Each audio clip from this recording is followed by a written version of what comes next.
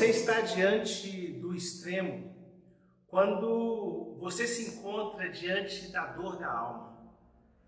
Porque a dor da alma é esse abismo, esse vazio que se abre diante da ausência de algo que amamos. Se você experimenta essa dor interior, você sabe do que eu estou falando.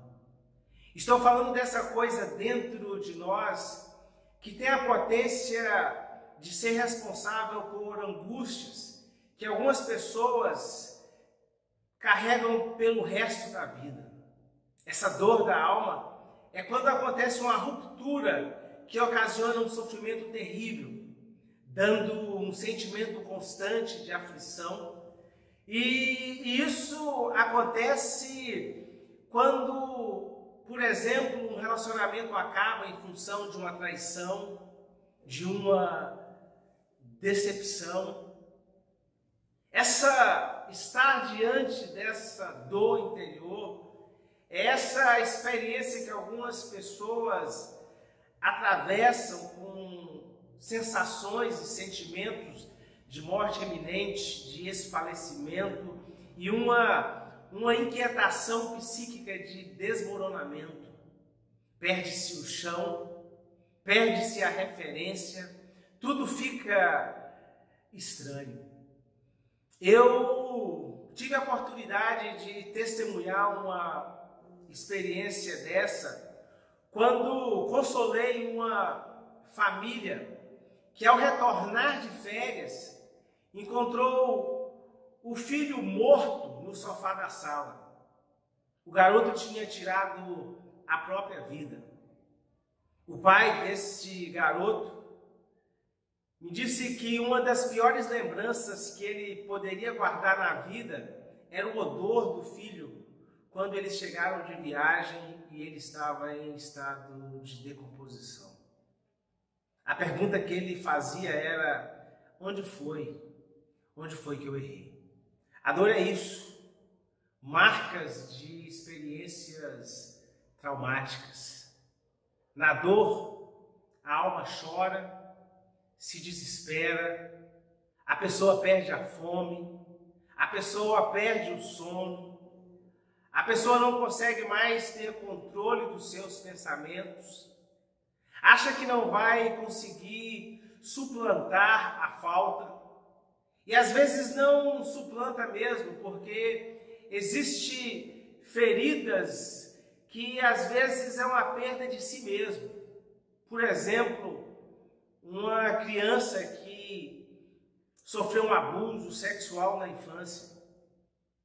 Eu me recordo de uma mulher que me procurou e em uma conversa ela confessou que foi abusada pelo pai, depois pelo tio, e depois que o pai morreu e a mãe casou pela segunda vez pelo padrasto. E a mãe dessa moça só veio acreditar que ela tinha sido abusada quando ela tinha 40 anos de idade e vivia sérias dificuldades no casamento em função desses abusos. A dor é isso. Feridas abertas em nossa alma que nos leva, inclusive, a pensar em desistir. Eu acredito que quem vive essa dor profunda mergulha em um universo de perguntas. Perguntas do tipo: o que eu fiz para merecer isso? Ou perguntas do tipo: por que ele fez isso comigo? Ou por que ela fez isso comigo? Ou por que eu emprestei a chave do carro para que meu filho saísse naquela noite? Ou pergunta do tipo: se Deus existe, por que coisas ruins acontecem com pessoas boas? A dor e o sofrimento nos ensina sobre a fragilidade da vida. E é isso que diz o apóstolo Paulo quando nos chama de vasilhas de barro. Mas temos esse tesouro em vasos de barro para mostrar que este poder que a tudo excede provém de Deus e não de nós. Somos vasilhas de barro, não somos panelas de ferro. Você é uma panela de barro, meu irmão, que quebra. E o sofrimento nos ensina isso, nos ensina sobre a fragilidade da vida. Quem passa pelo sofrimento descobre como é fraco e limitado. O sofrimento tem o poder de quebrar toda a arrogância que talvez você tenha dentro de você. Quando a dor vem, descobrimos que toda a nossa vida está em um vaso de barro. Descobrimos que todo o tesouro que temos está em um vaso de barro. Quando levei meu falecido pai em um especialista, ele disse ao meu pai para ir com uma enfermeira fazer uma triagem, mas na verdade aquele médico queria me dar o diagnóstico. Seu pai tem pouco tempo de vida. É verdade que meu pai, depois desse diagnóstico, viveu quase 10 anos, mas foi difícil ouvir aquele diagnóstico.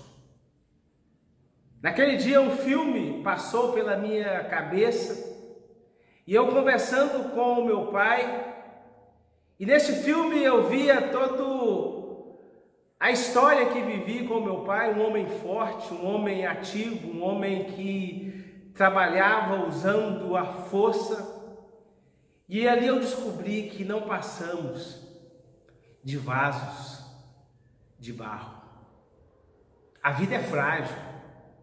As pessoas são frágeis, os afetos, os sonhos, as escolhas, a saúde, as amizades, os amores e os projetos de vida.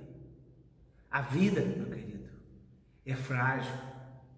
Então, em meio à sua dor, ao seu desespero, busque a Deus, porque Ele é o único que de fato pode te ajudar a manter a sua racionalidade, a sua sobriedade e te trazer paz. De Deus vem a salvação e a libertação. De Deus vem a nossa cura. De Deus vem a nossa força. De Deus vem a nossa esperança. De Deus vem o nosso socorro. Socorro bem presente em tempo de lutas, em tempo de tribulação, em tempo de dor. É por isso que o salmista diz: eleva os meus olhos para os montes. E ele se pergunta: de onde me virá o socorro? O meu socorro vem do Senhor, que criou os céus e a terra.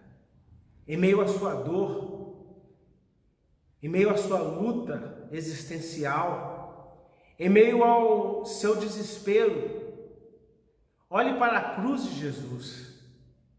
Naquela cruz Deus está dizendo para você: eu amo você.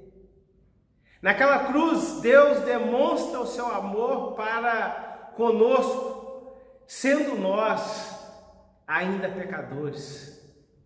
Naquela cruz Jesus está estendendo a mão para você e dizendo: eu amo você.